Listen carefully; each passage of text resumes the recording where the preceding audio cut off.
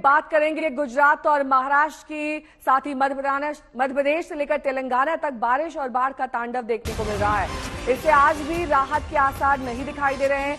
मौसम विभाग ने ताजा अलर्ट जारी किया है। महाराष्ट्र के पालघर, पुणे, सतारा के लिए बारिश का ऑरेंज अलर्ट दिया गया है, जबकि मुंबई, ठाणे, रायगढ़, रत्नागिरी, सिंधुदुर्ग, नासिक, कोल्हापुर, अकोला, अमरावती, भंडारा, बुलढाणा, चंद्रपुर, गढ़चिरौली, गोंडिया, नागपुर, वर्धा, वाशिम और यवतमाल के लिए येलो अलर्ट है।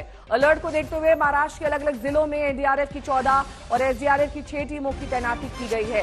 तो ये बाढ़ और बारिश के हालात लगातार हम आप तक पहुंचा रहे हैं, क्योंकि अभी जिस तरीके से हालात बने हुए हैं उसको लेकर चिंताएं प्रशासन के लिए, क्योंकि रेस्क्यू ऑपरेशन को तेज करना होगा। अभी भी कई इलाकों में ऑरेंज अलर्ट, कहीं येलो अलर्ट और कहीं रेड अलर्ट जारी किया गया है। छिंदवाड़ा की तस्वीर आप देख रहे हैं, जहां पर तेज बहाव में युवक बह गया, और इसी तरह की तस्वीरें देश भर से कई हिस्सों से आती हैं, जहां पर तेज लहरों के बीच, उफनती लहरों के बीच जिंदगी और मौत पर बनाती।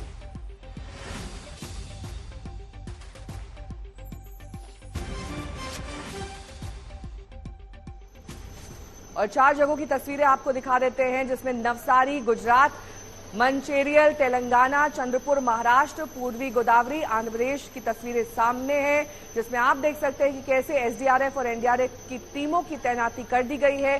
कहीं पर हेलीकॉप्टर से रेस्क्यू ऑपरेशन चल रहा है, कहीं पर एरियल तस्वीरें आप देख सकते हैं पूर्वी गोदावरी की, जहां पर सिर्फ पानी ही पानी दूर दूर तक नजर आ रहा है। मंचेरियल तेलंगाना में भी हालात काफी ज्यादा खराब हैं, यहां पर हेलीकॉप्टर से रेस्क्यू करना पड़ा है। बारिश बाढ़ के बीच लगातार जिंदगी का इम्तिहान बढ़ चुका है।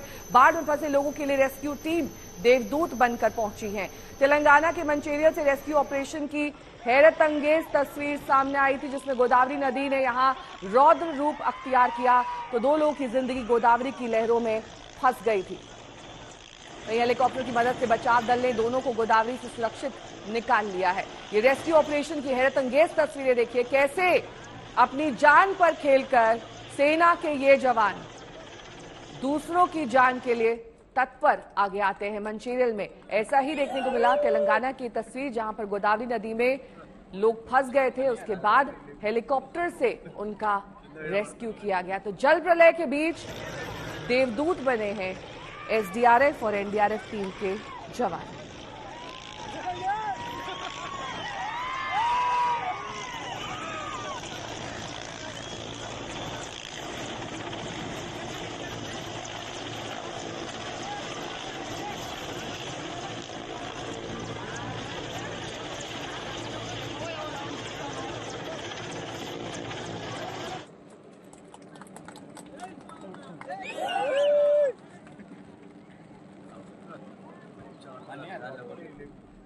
अब आपको अलग अलग राज्यों की तस्वीर दिखा देते हैं, कैसे गुजरात के सोमनाथ, महाराष्ट्र और तेलंगाना, साथ ही अहमदाबाद, पालघर, वडोदरा, इन तमाम इलाकों में इस वक्त बाढ़ की विभीषिका झेल रहे हैं लोग। इसी तरह का रेस्क्यू ऑपरेशन गुजरात के नवसारी में अंजाम दिया गया, जहां पर भारी बारिश की वजह से कुछ लोग अपने घरों में फंस गए। लोगों को तो जमीन के रास्ते निकाला गया, जबकि कुछ को हेलीकॉप्टर से रेस्क्यू किया गया है। देखिए रेस्क्यू ऑपरेशन की तस्वीरें ये नवसारी से आई, जहां पर कई ऐसे इलाके हैं जो पूरी तरीके से पानी से घिर गए हैं, यहां से सड़क कट चुकी है और ऐसे में हेलीकॉप्टर के माध्यम से ही रेस्क्यू ऑपरेशन किया जा रहा है। वहीं महाराष्ट्र के चंद्रपुर में भी एनडीआरएफ ने रेस्क्यू ऑपरेशन को अंजाम दिया। एनडीआरएफ के जवानों ने कल एक एक कर इस तरह 591 लोगों को संकट से निकालकर सुरक्षित जगहों पर पहुंचाया। 591 लोगों की जान बचाई गई चंद्रपुर में ये रेस्क्यू ऑपरेशन।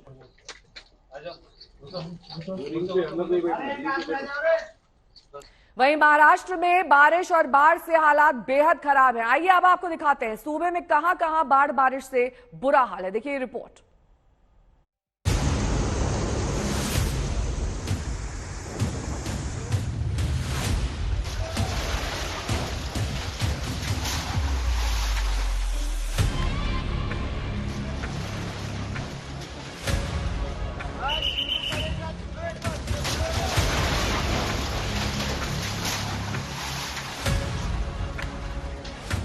महज 5 सेकंड में जमींदोज हो गई बिल्डिंग।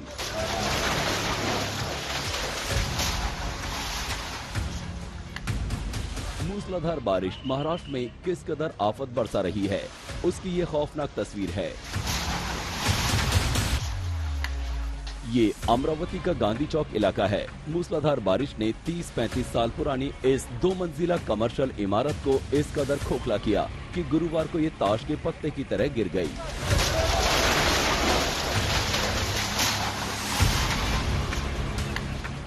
गनीमत रही कि इसमें किसी की जान नहीं गई, क्योंकि जैसे ही बिल्डिंग का कुछ हिस्सा गिरना शुरू हुआ, लोग बिल्डिंग से बाहर निकल गए। बिल्डिंग गिरने के बाद अमरावती की सांसद नवनीत राणा घटनास्थल पर पहुंची और हालात का जायजा लिया। अब नागपुर के एक होटल की ये तस्वीर देखिए। होटल का किचन एरिया है, खाना पक रहा है और तभी होटल की दीवार गिर जाती है।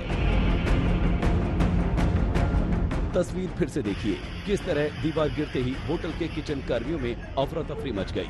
हादसे में एक शख्स जख्मी हुआ है।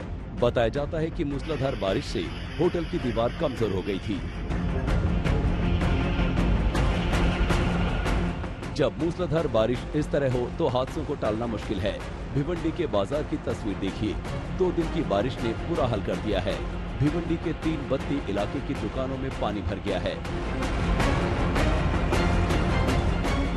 पानी का हाल ये है कि सीवर का पानी बैकफ्लो कर सड़कों में बहने लगा है।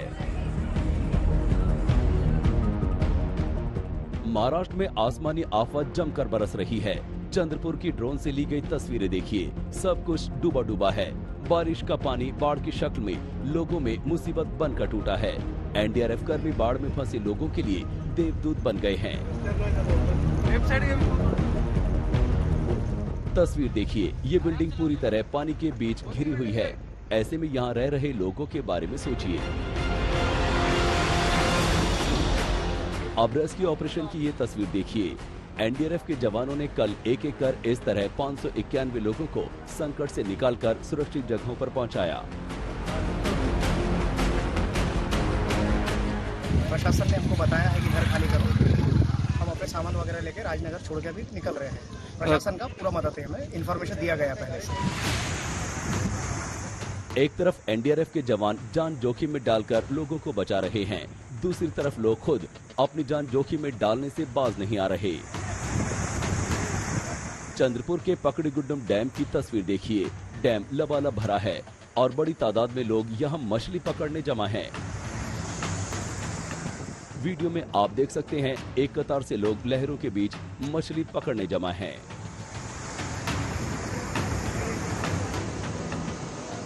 चंद्रपुर में लगातार 6 दिनों की बारिश से नदी नाले उफान पर हैं। एराई डैम के 7 दरवाजे 1.5 मीटर से खोल दिए गए।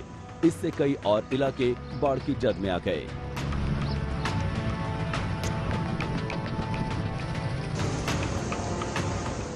पालघर में वैतरणा नदी खतरे के निशान से ऊपर बह रही है। डर है कि कहीं ये बेकाबू होकर आसपास के इलाके में न घुस आए।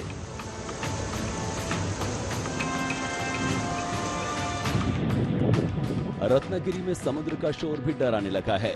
लहरें उफान मार रही हैं। महाराष्ट्र में बाढ़ बारिश जानलेवा हो गई है। इससे जुड़ी घटनाओं में कल 4 लोगों की मौत हो गई। महाराष्ट्र में कुल 99 लोग बाढ़ बारिश की भेंट चढ़ चुके हैं। आज तक ब्यूरो। अब आपको गुजरात का हाल दिखाते हैं, जहां करीब हफ्ते भर से ज्यादा का समय बीत चुका है, लेकिन अभी भी वहां पर आफत बरस रही है। नवसारी, वलसाड, सूरत सब कुछ जलमग्न है। वडोदरा, सोमनाथ और साथ ही कई ऐसे इलाके गुजरात के जो इस वक्त बाढ़ से प्रभावित बताए जा रहे हैं। सिर्फ गांव ही नहीं बल्कि शहर में भी इस कदर पानी दाखिल हो चुका है कि लोगों का जीना मुहाल है।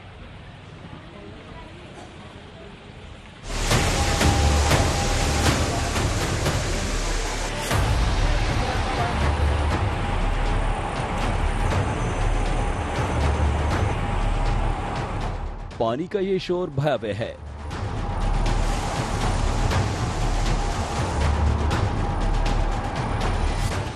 लहरों की ये उफान डरावनी है।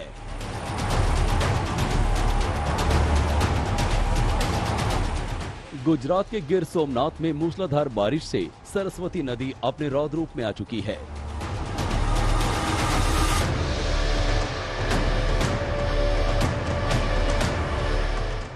तस्वीर गिर सोमनाथ जिले के सूत्रापाड़ा तहसील की है। 2 दिन की झमाझम बारिश से सोमनाथ नदी में ऐसा उफान आया कि प्राची गांव में स्थित माधवराव मंदिर पूरी तरह नदी की धार में डूब गया। 10 फीट ऊंचा मोक्ष पीपल का पेड़ भी नदी के सैलाब में डूब गया है।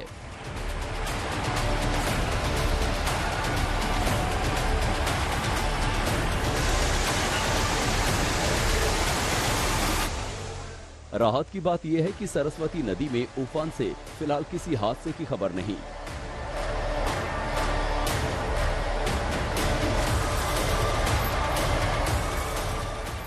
लगातार बारिश ने गुजरात को पस्त कर दिया है। इस तबाही में 7 और लोगों की जान चली गई। अब तक 93 लोग जल प्रलय के शिकार हो गए।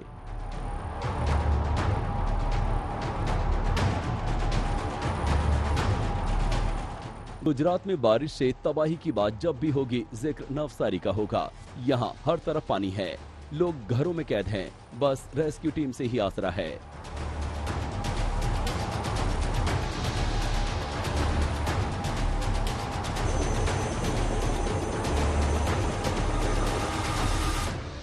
आसमानी आफत से मचे त्राहिमाम को समझना है तो इन दृश्यों को बहुत गौर से देखिए।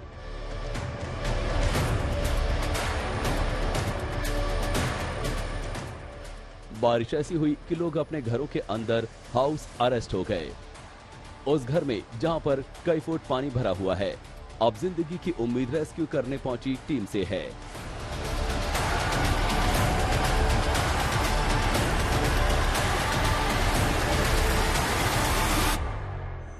कुछ लोगों को जमीन के रास्ते से निकाला गया तो कुछ को हेलीकॉप्टर से रेस्क्यू किया गया।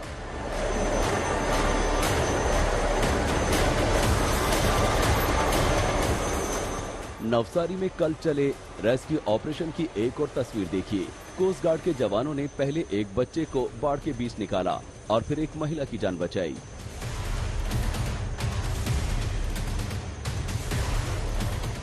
गनीमत रही जान बच गई, लेकिन बारिश ने पूरे जिले को डुबो दिया। क्या सड़कें, क्या घर, क्या मकान और क्या दुकान, सब कुछ सैलाब में डूबा हुआ है। सड़कों पर पानी की वजह से नवसारी में दिल्ली मुंबई नेशनल हाईवे बंद हो गया है, जिससे लंबा जाम लगा हुआ है। 12 बजे का खड़ा हूँ, यहाँ से परेशान हो रहा हूँ। अभी जाम लगा हुआ है, आगे भी जाम था, आगे भी जाम है। पूरा पानी भर गया रास्ते में और गाड़ी जा ही नहीं सकती, डूब जाएगा, इतना पानी है। और अभी शाम को डैम में से भी छोड़ने के पानी, तो इसलिए हम लोग तो अपनी गाड़ी उधर ही खड़ी करके घर जा रहे हैं। वलसाड में और भी बुरे हाल हैं। शहर में पानी भरा है, लोग सैलाब के बीच सांसें ले रहे हैं। सड़कों पर गाड़ियां नहीं, नावें तैर रही हैं। मूसलाधार बारिश लगातार हादसों को न्योता दे रही है। वडोदरा से हादसे की एक तस्वीर आई है, जहां बाढ़ ने ऐसा कहर बरपाया कि नेशनल हाईवे से लगी दीवार ढह गई। गुजरात के करीब 8 जिले बाढ़ और बारिश से प्रभावित हैं। दर्जनों लोगों को जान गंवानी पड़ी है, लेकिन कुदरत का कहर जारी है। अहमदाबाद से गोपी घंगर और वलसाड से देव कोटक के साथ आज तक ब्यूरो।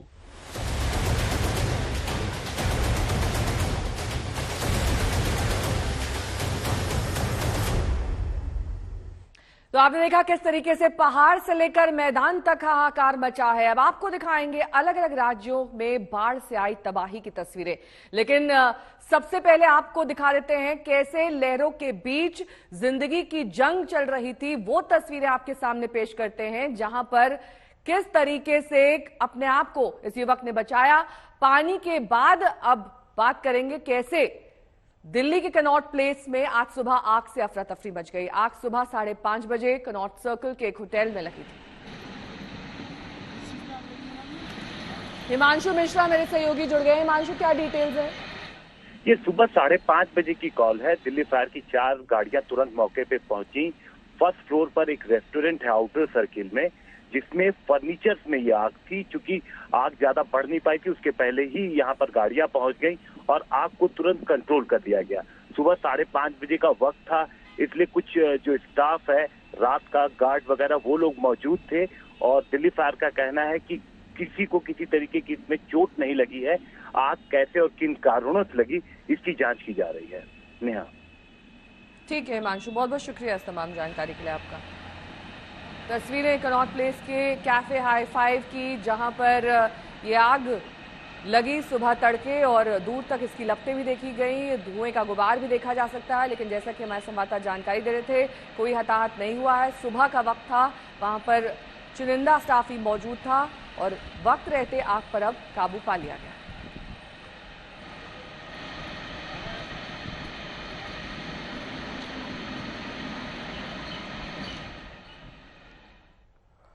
अब बात नूपुर शर्मा विवाद की करेंगे। नूपुर शर्मा के खिलाफ भड़काऊ नारे लगवाने वाले खादिम गौहर चिश्ती को गिरफ्तार कर लिया गया है, उसे अजमेर लाया गया है। गौहर को कल देर रात विमान से हैदराबाद से जयपुर लाया गया और फिर राजस्थान पुलिस ने एयरपोर्ट से सीधे सड़क के रास्ते उसे अजमेर ले जाया गया। गौहर के साथ उसके हैदराबाद वाले पनाहगार को भी गिरफ्तार किया गया है। दोनों को आज कोर्ट में पेश किया जाएगा। 3 तस्वीरें आपके सामने। गौहर चिश्ती की गिरफ्तारी हैदराबाद से, उसके बाद उसे अजमेर लाया गया जहां पर उसकी पेशी होनी है। सबसे पहले तो मैं ये बता दूं कि मेरा किसी भी रिलीजन, खास तौर पे हिंदुइज्म को टारगेट करने का या मॉक करने की कोई नियत नहीं थी। मैंने आज तक किसी भी रिलीजन को मॉक नहीं किया है। फिर भी अगर किसी के सेंटिमेंट्स हर्ट हुए हैं, मेरे हिंदू भाइयों के सेंटिमेंट्स हर्ट हुए हैं, तो मैं उनसे माफी मांगता हूं। दूसरी बात ये कि कुरान में सूरह अनाम में चैप्टर 6 वर्स 108 में साफ लिखा हुआ है कि तुम जो लोग अल्लाह के सिवा दूसरों की इबादत करते हैं उनको बुरा मत कहो। ये कुरान का फरमान है कि हमें कोई हक नहीं पहुंचता कि हम किसी के रिलीजन को या किसी की डाइटीज को मॉक करें। मेरी वीडियो को काट पीट के चलाया जा रहा है, पूरी कॉन्टेक्स्ट में वीडियो चलाई नहीं जा रही है। 22 मिनट की वीडियो, उसमें से सिर्फ चंद सेकंड्स काट के मीडिया पे चलाया जा रहा है ताकि कम्युनल हार्मनी डिस्टर्ब हो। मैं एक ऐसे इंस्टीट्यूशन से बिलोंग करता हूं जहां गंगा जमनी तहजीब की को प्रीच और प्रैक्टिस किया जाता है। देव अंकुर मेरे सहयोगी इस वक्त तमाम जानकारी के साथ सीधे अजमेर से जुड़ गए हैं। देव, कितने बजे पेशी होनी है? नेहा, मैं इस समय मौजूद हूं अजमेर के पुलिस अधीक्षक के कार्यालय के बाहर। अब से लगभग 1 घंटे में यानी कि 10:30 बजे पेशी होनी है। आप देख सकती हैं ये है अजमेर पुलिस अधीक्षक का कार्यालय और यहीं पर गौहर चिश्ती को पेश किया जा सकता है और जितने भी तमाम मीडिया के लोग हैं उनकी जो कुछ भी सवाल है उसका जवाब खुद पुलिस अधीक्षक चूनाराम दे सकते हैं।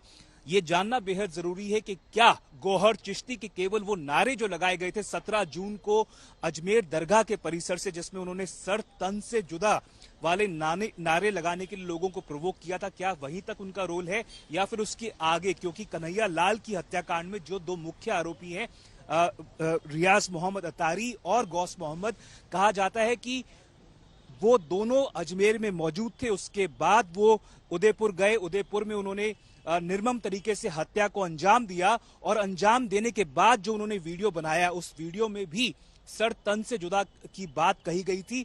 तो क्या कहीं गौस मोहम्मद रियाज अतारी और गौहर चिश्ती, जिसकी गिरफ्तारी हैदराबाद से हुई है गुरुवार के दिन, क्या इन तीनों में कोई लिंक है? ये भी बताया जा रहा था कि जब मोहम्मद रियाज अतारी भागकर गौस मोहम्मद के साथ बाइक पर जा रहे थे 2611 नंबर वाली, वो बाइक भीम राजसमंद में उनको रोका गया, पुलिस ने उनको पकड़ा और वो ये कहा जा रहा है कि अजमेर की तरफ ही जा रहे थे। तो एनआईए भी साफ तौर पर नेहा इस पूरे मामले की तफ्तीश में कहीं ना कहीं चाहेगी कि वो गौहर चिश्ती की इंटेरोगेशन करे। आज हो सकता है कि गौहर चिश्ती को यहां पर लाने के बाद कोर्ट में पेश किया जाए, उसकी रिमांड सीख की जा सकती है और अगर रिमांड मिल जाती है तो हो सकता है एनआईए जो है वो पुलिस से गौहर चिश्ती की कस्टडी लेने के लिए अपील कोर्ट में दायर करे और अगर उसको कस्टडी मिलती है तो वो कोशिश करेगी जानने के लिए कि कहीं क्या तार जो है गौहर चिश्ती के रियाज मोहम्मद और गौस मोहम्मद से जुड़ते नजर आ रहे हैं या बिल्कुल लिंक यहाँ पर कहां तक पहुंचा है और कैसे इस साजिश को अंजाम दिया गया है, इस पर लगातार पुलिस की नजर बनी हुई है। बात अब पटना के टेरर मॉड्यूल की करेंगे, जिस पर एसएसपी के एक बयान पर विवाद शुरू हो गया है। एसएसपी ने पीएफआई की तुलना आरएसएस से कर दी, जिससे बीजेपी भड़क गई। जैसे शाखा होती है, आरएसएस अपनी शाखा ऑर्गेनाइज करते हैं और लाठी की ट्रेनिंग देते हैं, उसी तरह से ये लोग शारीरिक प्रशिक्षण फिजिकल एजुकेशन के नाम से लोग अपने यूथ्स को बुला के और उनको प्रशिक्षण दे रहे थे और उसी के साथ ही जो अपना एजेंडा है और प्रोपेगेंडा है उनके माध्यम से यूथ्स को ब्रेन वॉश करने का काम कर रहे थे। ये है पटना के एसएसपी मानवजीत सिंह ढिल्लो। आरएसएस से तुलना पीएफआई से कर ये विवादों के घेरे में आ गए। ये पीएम के दौरे से ठीक पहले पटना में आतंकी मॉड्यूल के खुलासे पर प्रेस कॉन्फ्रेंस कर रहे थे। बात पीएफआई की करतूतों की कर रहे थे, लेकिन उन्होंने उदाहरण देते हुए आरएसएस का भी जिक्र कर दिया। जैसे शाखा होती है, आरएसएस अपनी शाखा ऑर्गेनाइज करते हैं और लाठी की ट्रेनिंग देते हैं, उसी तरह से ये लोग शारीरिक प्रशिक्षण फिजिकल एजुकेशन के नाम से लोग अपने यूथ्स को बुला के और उनको प्रशिक्षण दे रहे थे। पटना एसएसपी के बयान से बीजेपी भड़क गई। पार्टी के बड़े नेताओं ने न सिर्फ फौरन माफी की मांग की, बल्कि बर्खास्तगी के लिए अभियान भी छेड़ दिया। ये बिल्कुल स्वीकार्य नहीं है। हमें इस जानकर संतोष मिला है कि पुलिस महकमे में बड़े पदाधिकारियों ने उनको नोटिस किया है। हम उम्मीद करते हैं कि इस पूरे मामले पर गंभीरता से विचार कर उचित कार्रवाई की जाएगी। बीजेपी एसएसपी के विरोध में उतर आई तो आरजेडी और जीतन राम मांझी की पार्टी समर्थन में खड़ी हो गई। देखिए, पटना एसएसपी पर जिस तरीके से भारतीय जनता पार्टी के नेता लगातार आरोप लगा रहे हैं, वो कहीं से ठीक नहीं है। उन्होंने सिर्फ ये कहा है कि जिस तरीके से संघ सुबह सुबह शाखा लगाता है, वैसे ये लोग भी शाखा लगाते हैं। तो इसका मतलब ये नहीं है कि उन्होंने संघ को आतंकवादी संगठन बता दिया। विवाद गहराने के बाद बिहार पुलिस बैकफुट पर आ गई। बिहार के एडीजी जेएस गंगवार ने कहा कि किसी संस्था की किसी दूसरे संस्था से तुलना गलत है। हम लोग उनसे ये पूछेंगे कि ऐसा क्यों हुआ है। अभी राइट नाउ उनका जॉब है केस के अनुसंधान में, उनकी टीम उस पर कार्रवाई कर रही है। उनको भी केस के अनुसंधान में ध्यान देते हुए कार्रवाई करने का निर्देश दिया जाएगा और किसी एक ऑर्गेनाइजेशन को दूसरे ऑर्गेनाइजेशन से कंपेयर करना गलत है। पटना टेरर मॉड्यूल में बिहार पुलिस ने अब तक 5 लोगों को गिरफ्तार किया है, जबकि एफआईआर में 26 लोगों को आरोपी बनाया गया है। एनआईए ने भी इस मामले की जांच शुरू कर दी है।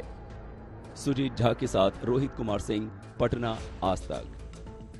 बड़ी खबर आपको बता दें, अखिल भारत हिंदू महासभा आज लखनऊ के मॉल में करेगी सुंदरकांड का पाठ। जी हां, हिंदू महासभा सैकड़ों कार्यकर्ताओं के साथ सुंदरकांड का ये पाठ करेगी। जिस जगह पर नमाज अदा की गई थी अज्ञात लोगों द्वारा, उसी जगह पर जाकर आज सुंदरकांड का पाठ किया जाएगा। शाम 6 बजे इस पाठ को करने का ऐलान किया गया है। हालांकि आज जुमे का दिन है और ऐसे में प्रशासन ने सख्ती अपनाई है। वहां पर सुरक्षा बढ़ा दी गई है क्योंकि ये वीडियो वायरल हुआ था, जिसके बाद काफी ज्यादा बवाल हुआ। और अब आपको दिखाते हैं कैसे लखनऊ के मॉल में नमाज पर कोहराम मचा। मॉल में नमाज का वीडियो वायरल होने के बाद एक हिंदू संगठन के कार्यकर्ताओं ने मॉल के सामने प्रदर्शन किया। संगठन की यह धमकी है कि अगर मॉल में नमाज अदा की गई है तो हनुमान चालीसा भी वहां होगी।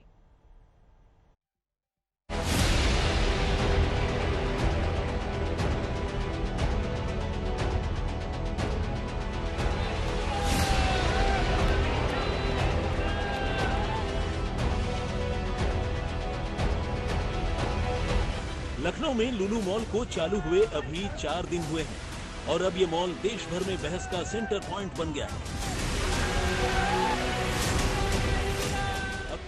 हिंदू संगठनों के उबले गुस्से और भड़कते आक्रोश के पीछे लखनऊ के लुलु मॉल से निकला नमाज का ये वीडियो है।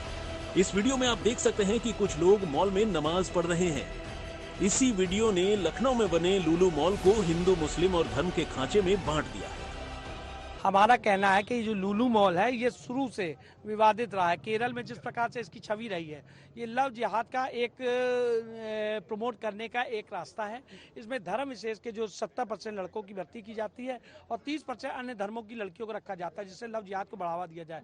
इसकी कमाई का बड़ा हिस्सा जो चरमपंथी लोग हैं, जो गर्दन काटने वाले लोग हैं, ऐसे लोगों के पास जाता ही आरोप इनके पर लगता रहा है। तो हिंदू महासभा का कहना है इसकी जांच कराई जाए। जिस प्रकार से कल वहाँ नमाज पढ़ी गई तो हिंदू धर्म के लोगों को जो बहुसंख्यक है उसको वहाँ पर पूजा पाठ करने की अनुमति दिया जाए।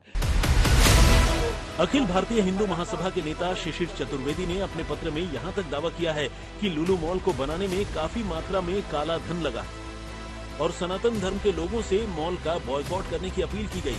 साथ ही लुलु मॉल में नमाज के खिलाफ लखनऊ के थाना सुशांत गोल्फ सिटी में शिकायत भी दर्ज कराई गई है। यहाँ पर आप लोगों ने क्या गेट बंद कर दिया, जाने नहीं दे रहे, क्या वजह है सर?